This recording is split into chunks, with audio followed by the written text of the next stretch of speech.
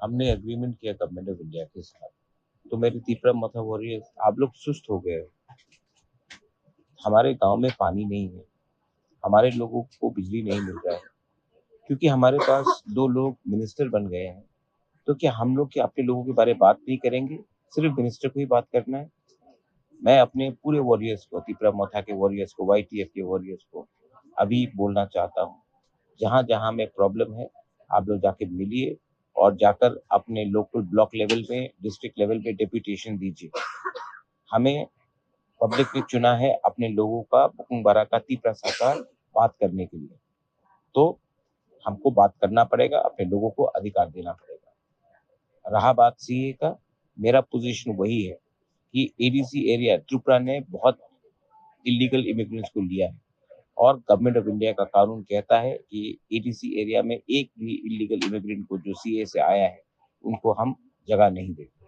ये मेरा पोजीशन है, ये पोजीशन था, है और रहेगा।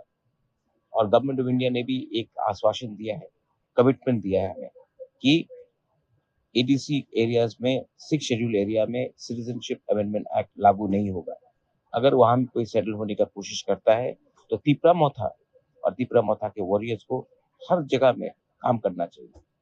आपको भूलना मत, आप प्लीज मत भूलिए कि आपको हमारे तीपरासा, गरीब तीपरासा ने एक जगह दिया है, और पावर में हमने अग्रीमेंट किया है, इसका ये मतलब नहीं है कि हम चुप बैठेंगे।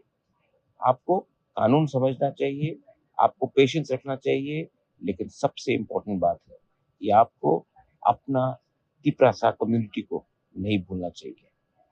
हम लोग ईडीसी एरिया में इलीगल इमिग्रेंट्स को आने नहीं देंगे, और अगर सीए में कोई आता है तो उनको जनरल एरिया में रहने दीजिए। लेकिन जैसा गवर्नमेंट ऑफ इंडिया ने अपने कॉन्स्टिट्यूशन में लिखा है, Citizenship Amendment Act will not be implemented in 6 scheduled areas, which is the TTAADC. और गांव में जाकर मिलिए लोग से, जहां में पानी नहीं है, बिजली नहीं है, मिलकर डीएम लेवल में, इस ब्लॉक लेवल में डेपुटेशन दीजिए। आपका काम है अपने लोगों के लिए बात करने के लिए। दिस इज बुबाकर, मलाई मोहम्मद।